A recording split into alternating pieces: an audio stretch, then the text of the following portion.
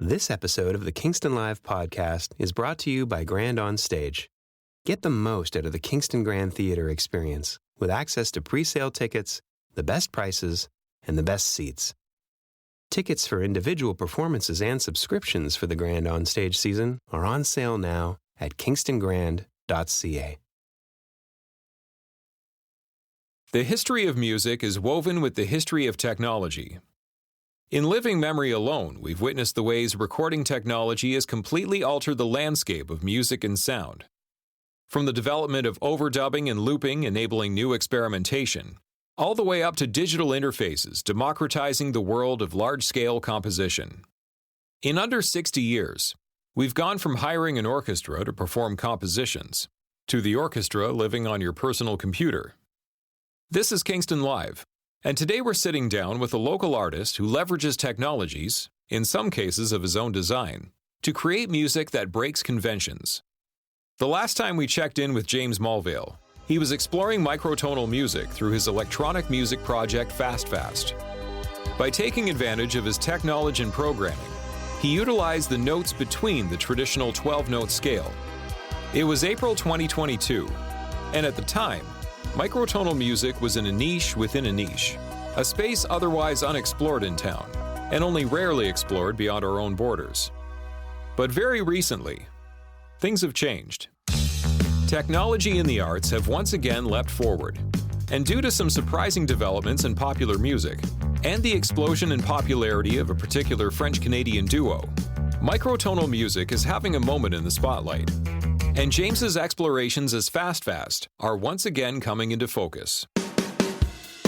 We're sitting down with James to discuss his music, the impact of AI technology, and his new app that aims to put microtonal music in the hands of composers everywhere.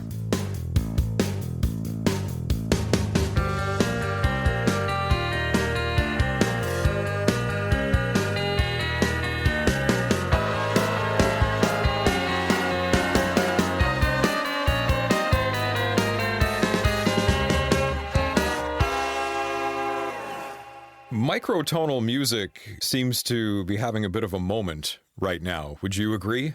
I think microtonal music has burst into popularity in the last handful of months, but I don't think it's suddenly appeared.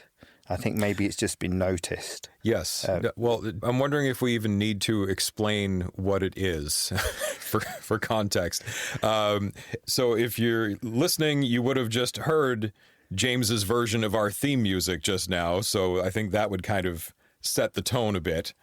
But yeah, it revolves around that further division of the 12-note scale, which doesn't always mean anything to someone who's not a musician, but I think people hear the difference. You hear that kind of music and you think, oh, wait, something different is happening here.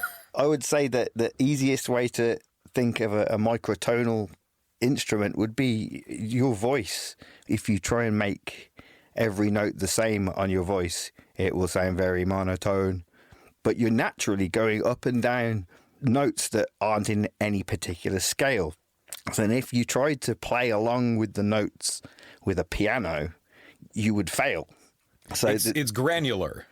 Yeah. So it's instruments like the voice and unfretted instruments like violins and cellos, fretless basses, trombones, and anything that can play a range of pitches, not just a fixed pitch like a keyboard instrument. A lot of people say that microtonal music is the notes between the notes. So you'd say you have a piano keyboard with C and C sharp. There's an infinite number of notes in between C and C sharp.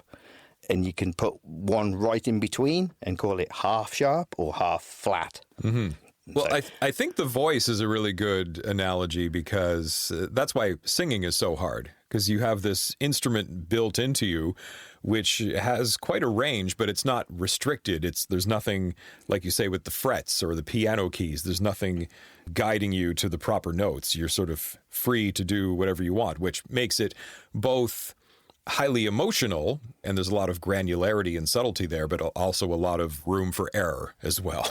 Yes.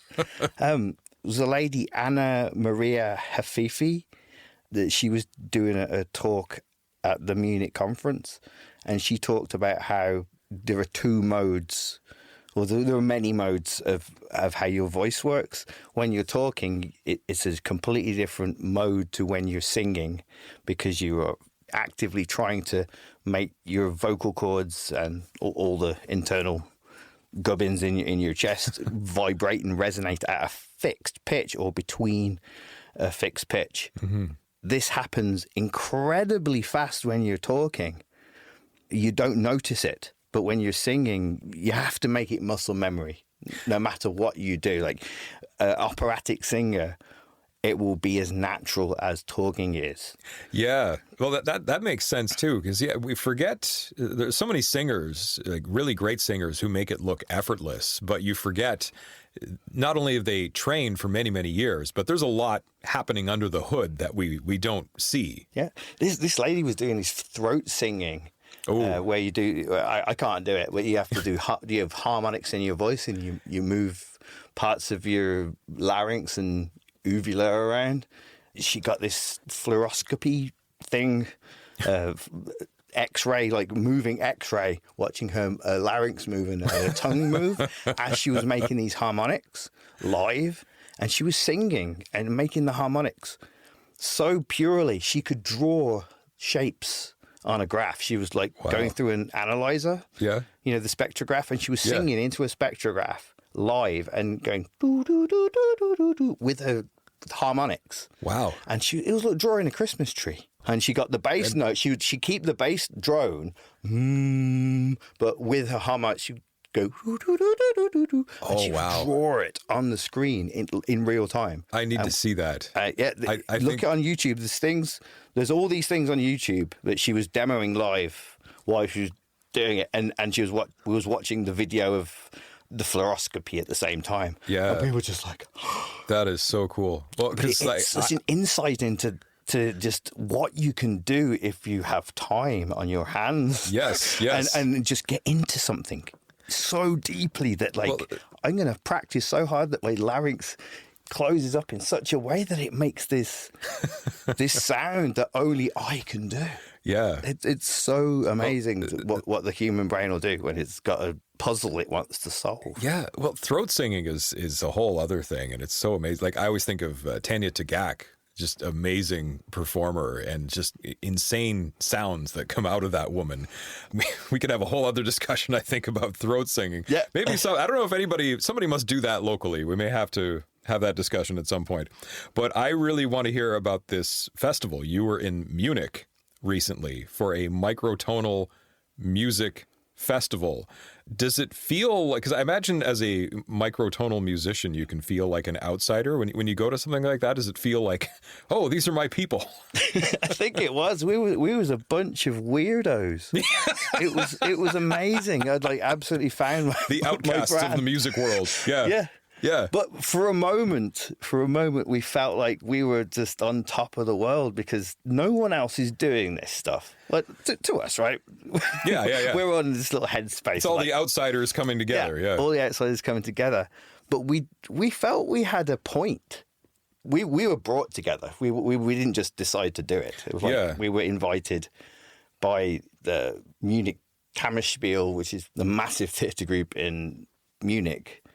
And they'd gotten together some funding and gotten the universities to put this thing together. And they invited who they believed to be the cream of the crop of the microtonal world. And I was like... And they picked you. And they picked me. And I'm like, what? I haven't played for 3 years. I pretty much quit. I gave up performing live. I just couldn't be bothered with it. I thought it had gone. I think the last time I talked to you was the last time anyone seemed interested. Well, it's to me because I have this thing in my head, all these stories that I tell myself. Yeah, I convinced myself it wasn't worth it. Well, I'm sorry to hear that, because I love what you do, and I'm sure there are other people who would agree with me. I know there are other people who agree with me, but something like that, I imagine it's got to be very hard to find your audience, especially in a place like Kingston, which we love our music scene, but it is a smaller community. I imagine in a place like Toronto, it might be easier to find that audience, but I'm glad that this festival happened and you were able to find your people. Has always been the same. I don't drive. If I could drive, I could get myself about and I could take myself to festivals, take myself to gigs, go to Toronto at the drop of a hat and do this and do that. And I have not been able to get it together. So I rely on other people so much that I can't be asking my wife to take me here and there and everywhere all the time, just in case. So I kind of thought, well, unless something really big's happening, I'm not going to try. And I played enough in Kingston that no one really wants to see. I tell myself that. No one wants to see this again. I've done it like 20, 30 times. I haven't got any new material.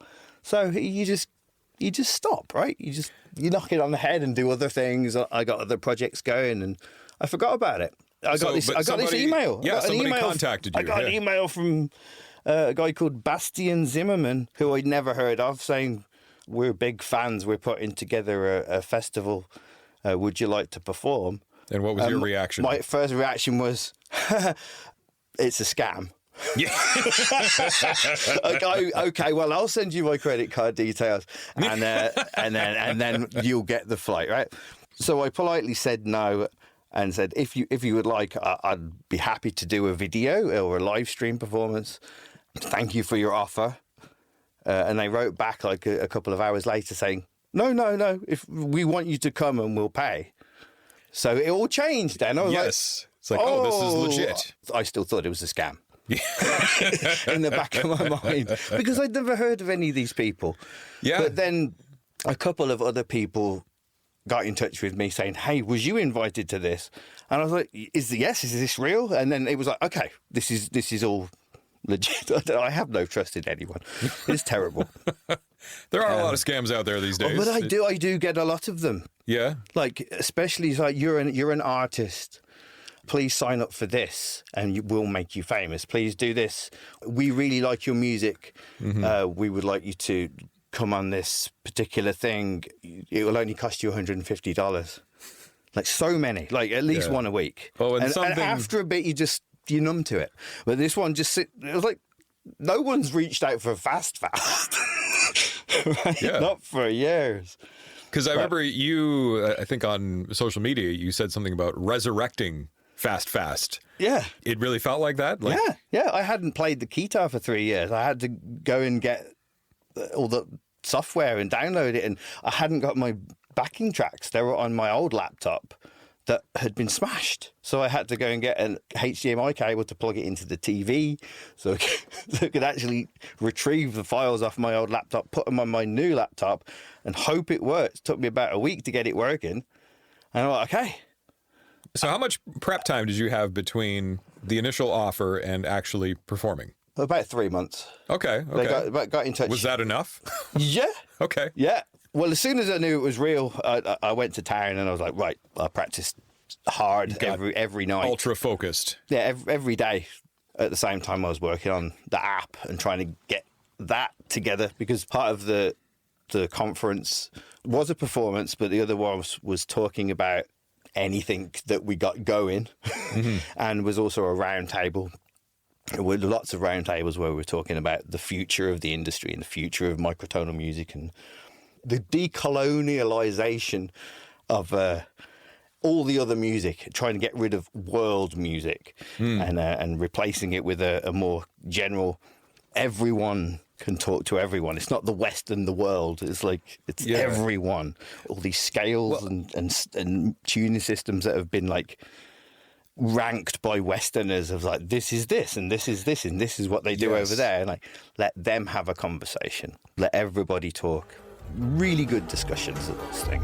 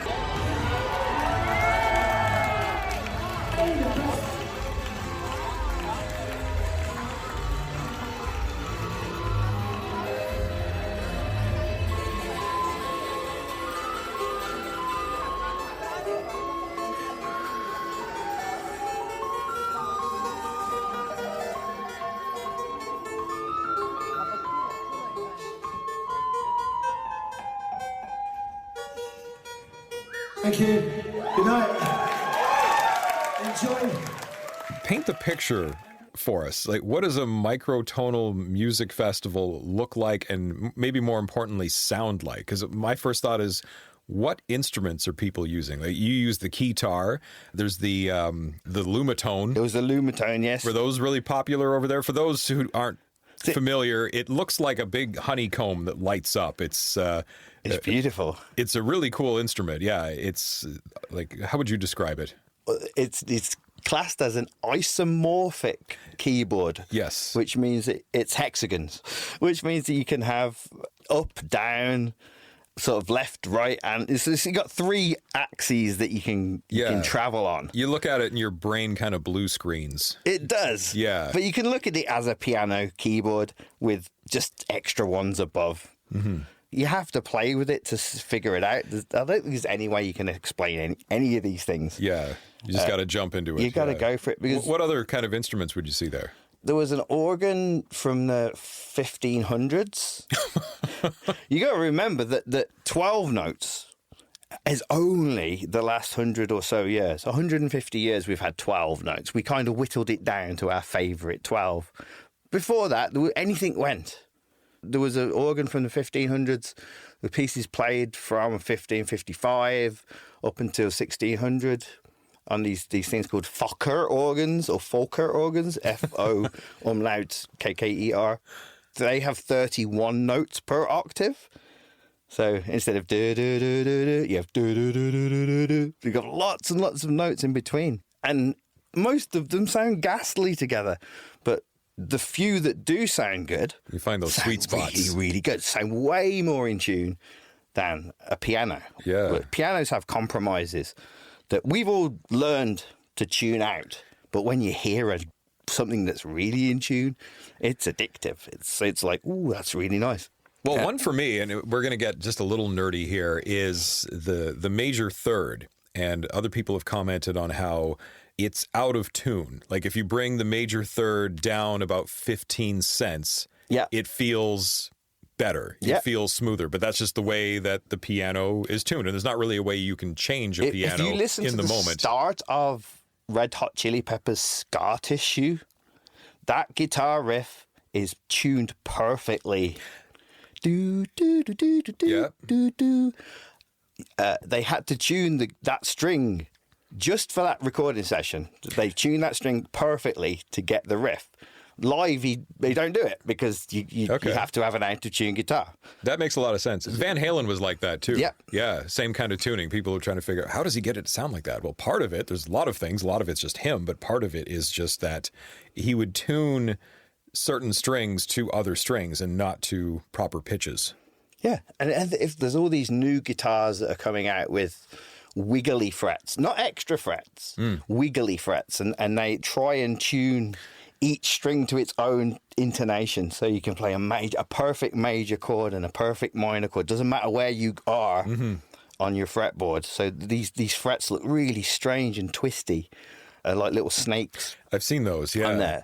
And they kind of sound artificial. Because it's so in tune. If you play a D chord on a guitar, it never sounds right. Yeah. You play an E major chord, it never sounds quite right. But on this one, it sounds so right, it's almost synthesized. That's so cool, yeah. There's pros and cons to things being in tune. Well, and it sounds like you were in the right place to experience that, yeah. What was the best part of the whole trip for you? There were two things. I really enjoyed my performance, which I'd been looking forward to for forever, right? Because I didn't think it was going to happen. And you hadn't done it for 3 years. I hadn't done it for 3 years. But the morning of, I'd lost my voice. So that day was really stressful. I'd lost my voice because I had the best time the night before, screaming my lungs out to some live dance tunes by Taki Bonka and Stephen Weigel and all these guys that were doing the same sort of thing as me, but like taking it into the future, like drum and bass and like real cool stuff. This guy called Taki Bonka, he wears a robe and like advisor, and it's audience participation. He gets everyone joining in. He just gets everyone clapping or singing, and there's crazy music going on. And he calls himself this microtonal circus, and he's trying to get people to join. So that was way more fun than my performance. Well, and I lost my voice because of it. That's a great... The fact that someone would try to get people involved, because I imagine even if you're a fan of microtonal music, it's still intimidating in a way, and it's still strange to us because most of us haven't grown up with those sounds and those arrangements. So I'll tell you why I think it is. It's intimidating because music lessons, everyone hates music lessons. They have these terrible nightmares and memories of being hit on the hand with a ruler, or being told that they're playing it wrong, or this is out of tune, or that is out of tune. So we all go our whole lives thinking there is a way of doing something, and there really isn't. Let's talk about the obvious elephant, the white and black elephant in the room. This Angine de Poitrine. Yes. They're fantastic. And people are into it. And they're getting polarized. They're like, well, people have done this for years. It's all about their look. It's everything. It's everything. If I'd have had the look, I'd have probably made it a few years ago. But I wasn't. I was this sad, like, depressed dude, fat guy looking at his toes, wearing rainbow colours, just not fitting in with where he was. Right? These guys nailed it. They're in Quebec. They got a synergy. One doesn't work without the other. Yeah, I don't think. The drummer needs the guitar needs the drummer. Together they work beautifully. The fact that it's anonymous is another layer of fun. Mm-hmm. I don't think any of it was calculated. I don't think you could. I mean, if you're looking to gain popularity, microtonal music wouldn't be the obvious route to take. No. It's just boredom is the only reason you go down that route. I've tried everything I can do, right? I'm not saying I've tried everything everyone can do, but like I've used my brain in such a way I'm finding patterns. I don't want to do that again. I've done that chord sequence before. I've done that note before. If I'm bored with it, then everyone's bored with it. I think that's what they're doing. They're just trying to make noises. And they've got a groove. They've got such a groove. Mm-hmm. Yeah. Like, no, they never talk about it. They never talk about whether it's microtonal, whether they use polyrhythms or polymeters or time signatures, about any of that, especially on stage. They might talk in interviews with people who want to know about it, but I think that part of it is the mystery. Part of it is the hell's going on. Yeah. And then you join in. Everyone joins in with something that seems fun. It's amazing how it's taken off. And fun fact, if you Google Angine de Poitrine right now, spots will come up on your screen.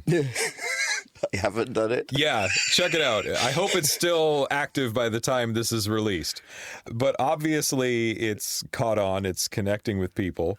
There's, of course, this question of, is it here to stay, or is it just sort of people's interest in it is transitory at this point? It's hard to say, but I do like that it has brought microtonal music and more importantly, just brought something different to the table and to the conversation.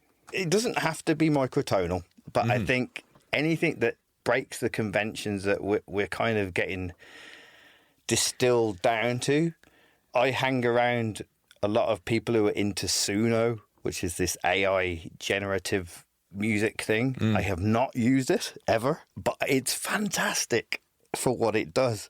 You can put something into it, you can type some lyrics into it, and it'll churn out something that sounds legit. It will sound like it's produced properly, sung properly by really good world-class singers, got a string section. Sounds amazing. And when all music is kind of reduced to that, you've got to have something a bit different. Yes. That doesn't fit. If it can all get squished down and distilled into C, F, G, A minor, I think that is the hypnotic 4 chords that the end of the world will happen to. Which is going to all go do, do, do, do, do, do. But there's another way. You can just break free of the 4 chords. You could break free of the 6 chords. You could break free of whatever. But break free of the repetitiveness and the predictability. Predictive, yeah. That's a conversation that a lot of people have been having, is that a lot of the popularity of Angine de Poitrine and hopefully other acts similar to that, it has been a reaction or sort of a backlash to AI and specifically AI music. Absolutely. And I'm very, very in with AI. I know a lot about it. I find that you have to keep your enemy close. So I'm particularly interested in what it can do for good and bad. Yeah. And I think it can be used for good. Well, it's like any other technology. It's like, a hammer can be used for construction or destruction. And I think the majority of people, certainly myself, are not against AI as a whole, but the fact that it's been forced upon people in almost every facet of life, it seems, and of course the environmental impact. They want to build these data centers that destroy the world and et cetera. But the tech itself, there's a lot of potentially good application, obviously. Yeah. Don't get me wrong. I have absolutely no problem with someone who's had a bad day going onto their computer and typing up, write me a song because I hate my boss. He has a stupid bald head and his breath smells. Enter, and then it'll sing you the song and you'll feel better about yourself and you can share it with your workmates and it's fun. It's a bit of fun. So I have no problem with that. But when someone says, I just made this and I'm going to sell it as real music, I have a bit of a problem with that, because one person is getting their emotions out and having a bit of fun, and someone else is going, it's like finding a new scam, isn't it? Yeah. And people have done it. There's a guy called Mike Smith. He's now in jail, but he got over $1 million worth of revenue through Spotify. I think he made over 1,000 tracks that he got them all to be listened to multiple times by bot farms.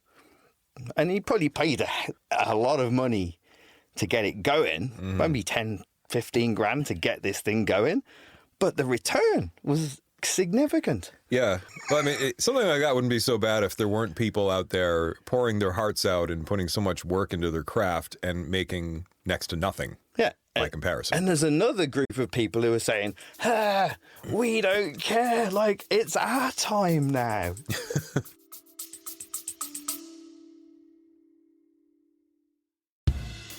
This episode of Kingston Live is brought to you by Grand On Stage. Grand On Stage takes you beyond the regular Kingston Grand Theatre experience. It's a subscription option that gives you access to pre-sale tickets, the best prices, and the best seats. That means you can customize your own individual package starting at just 4 performances. Want to bring friends? Subscriber pricing applies to their tickets too. And if your plans change, just exchange your tickets for another performance. Tickets for individual performances and subscriptions for the Grand On Stage season are on sale now at kingstongrand.ca.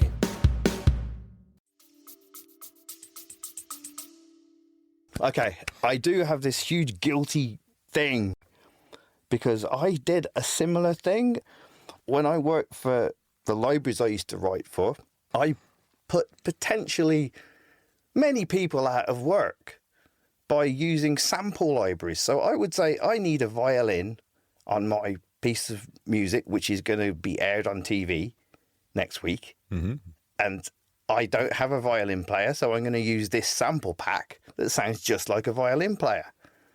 It sounds fine, doesn't it? But if you think that every composer in the Western world are doing that now to get their music on TV, and none of the libraries or the publishers can front the money to do proper recording sessions anymore.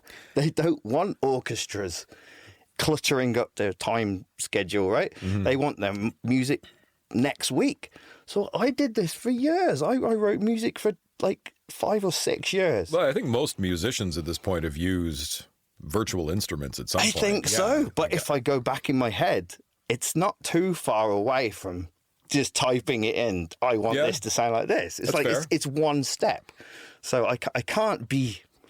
But it's another step. It's another step away from that, though. It's like, at what point do we draw the line? And it feels like people draw the line at AI at some point. But I think that it boils down to the fact that we're all bored of these 12 bleeding notes. Yes. Well, we're bored one way or another. Well, there's another way. There's another way of doing it without making everybody else feel bad. You could just try new things. I'm glad you brought this up, actually, because when you talk about virtual instruments, and for anybody listening who doesn't know what that is, it's basically you can take samples of instruments, like a violin, like you said, and sort of program in your notes. And this has been going on for a long, long, long time, because at least 30 years. Yeah, as you pointed out, most people don't have the budget or the resources to hire an orchestra. So it makes sense to do that. But one of the challenges with digital tech in general is digital technology exists to replicate things that already exist in the real world. Yeah. So you can eventually get to a point where everybody's using all the same sounds. And then you take AI, which it's designed to take existing media and look for patterns and regurgitate things based on that. Averages. Exactly. Yes. So at what point do we realize that the future is analog? At what point do we realize we need to actually create new things in the real world before we're just making copies of copies of copies of copies? We get ourselves into this stale situation by our own volition, and we'll get ourselves out. We're just watching it happen, right? Mm-hmm. People who are making new things like this, like Angine de Poitrine or Taki Bunker or any of these guys, it's happening. People are following them. The attention's going to there. And everybody else who wants to continue listening to Spotify and Suno, they can do that too. I think there's just more options. Yeah. I'd like to make everybody in the world more aware of it, but it's up to them whether they're interested enough or whether they're bored enough. That's another question.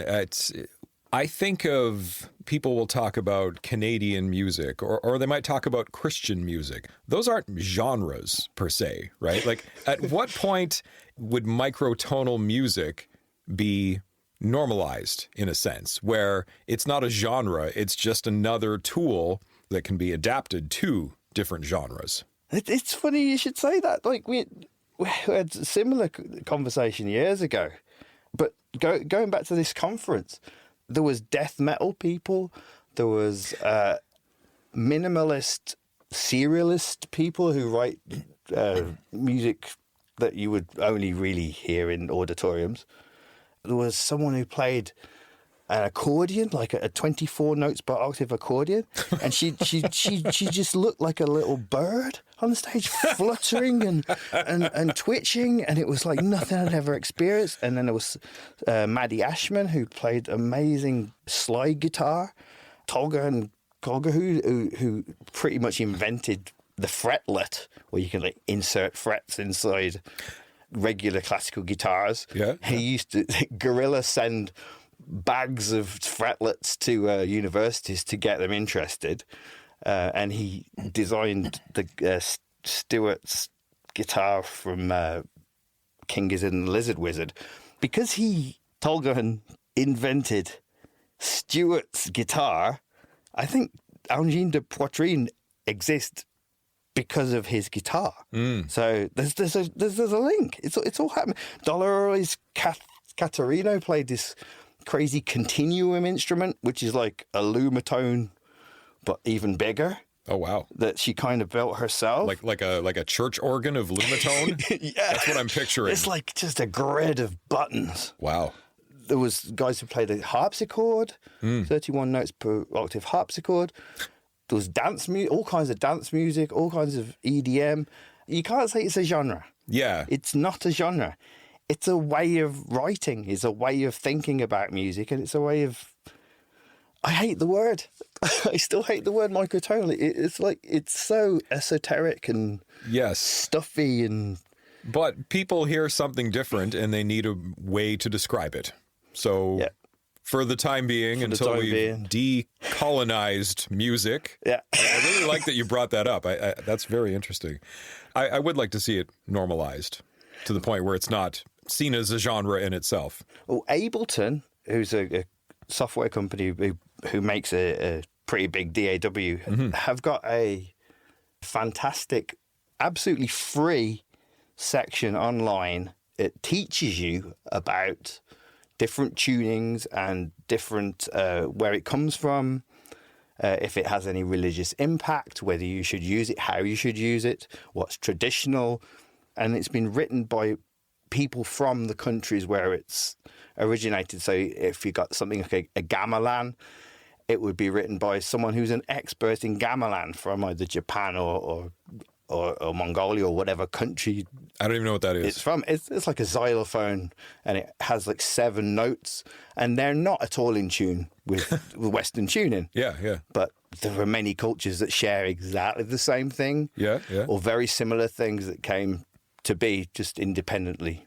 There's many things like that, and you can go into Ableton and you can learn about it, how to use it, when to use it, download the file to make your piano sound like it. That's cool. It'll retune your piano. Yeah. This is the decolonization of music. Of DAWs, yeah. Of DAWs. Yes. I still use Cubase myself, and I downloaded 10 years ago a legit pack by East West companies. There's a clue, right? They call themselves East West Instruments. Complete Composers Collection. I felt like I was on top of the world when I downloaded that. Going back 10, 15 years. I still have the box. I still have the box, like on display. Like I'm the Complete Composers Collection. But there are packs called Ethnic Instruments and Sounds of the World. And so I was like, oh my God, this is so... But I was uneducated too.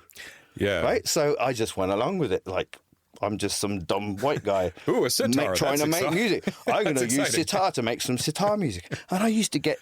My publisher get in touch with me, say, we need 30 seconds of Indian music, or we need so much African music, and using these words that now you would consider completely inappropriate. Yeah. This is how the industry works. I was too busy trying to make a couple of $100 here and there that I would just churn it out. Here's another minute of sitar music with some djembe. Here's another minute of this with that. Yeah. It makes me sick now. Like, I did that, and I'm still claiming royalties on it now. Russian techno that they wanted to sound like Tetris. I remember doing that for a show called Snapped. Like, they want Russian Tetris music. I've had similar, not the same, but similar challenges in my own work, because a lot of people will... when they ask for, say, a voiceover for a project, a lot of people will start by saying, I need a male voiceover or I need a female voiceover. And I always push back and I say, okay, men and women have the same emotions.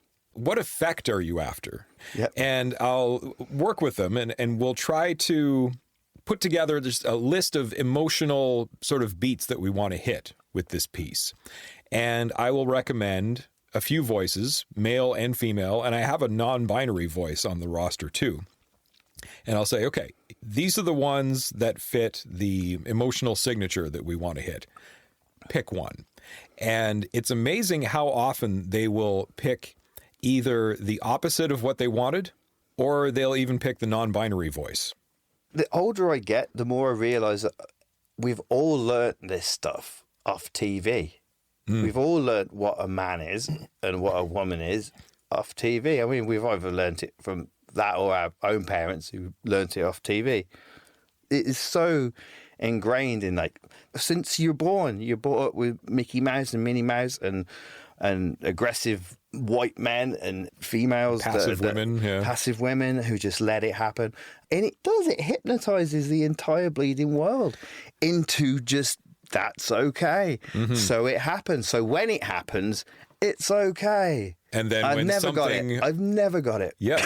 But then when something unusual comes around, like, say, microtonal music, it's this reaction of, oh, this doesn't fit. This isn't for me.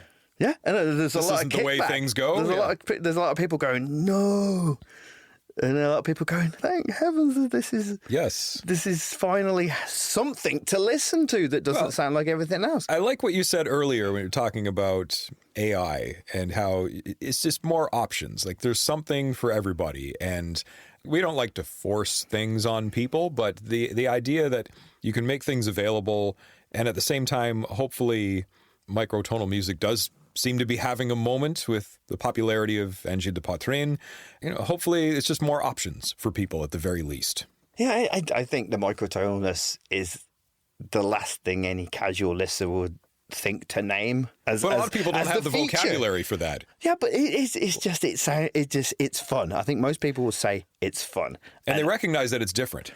Well, they can't always articulate the difference, but there's that feeling of something different is happening here. There's a band called Horse Lords who are not a million miles away from Angine de Poitrine. But okay. Horse Lords, there's three of them, I believe. There's a guitar, drums, and a saxophone player. They're great. They do all this crazy polyrhythm stuff. Just as amazing performance, just as amazing. But they stare at their shoes and they're very serious. And they're into it. They're into the math and they're counting, right? Yeah, right? Yep.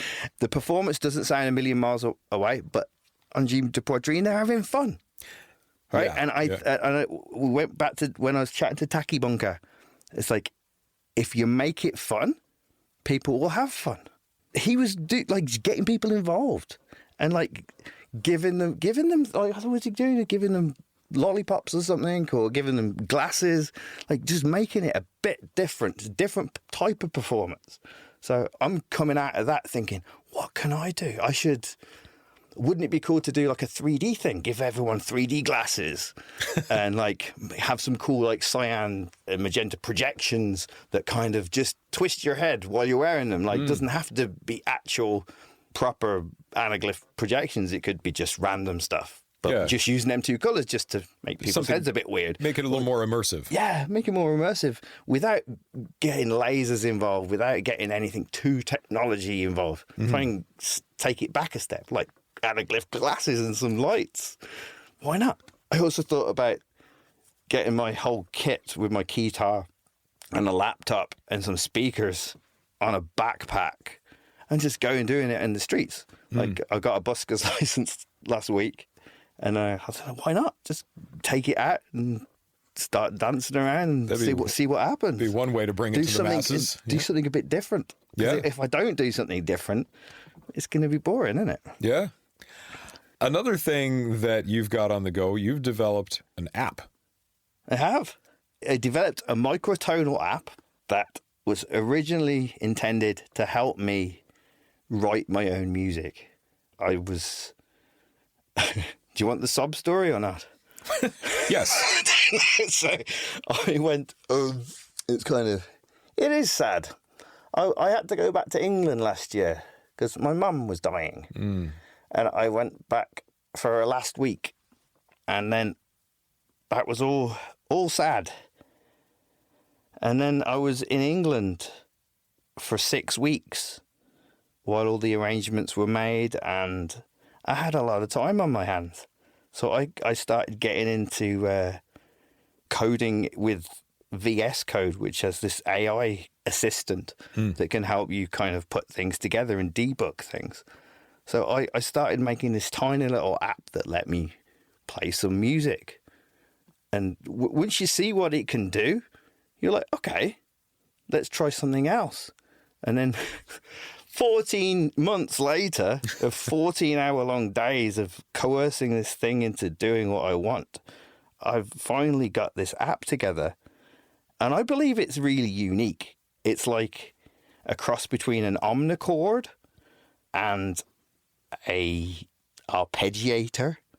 Basically, you can hold any chord on your keyboard and it will play it for you in any arrangement that you want. So it'll play arpeggios and drums and a bass line and chords, and all you're doing is basically holding down 3 notes.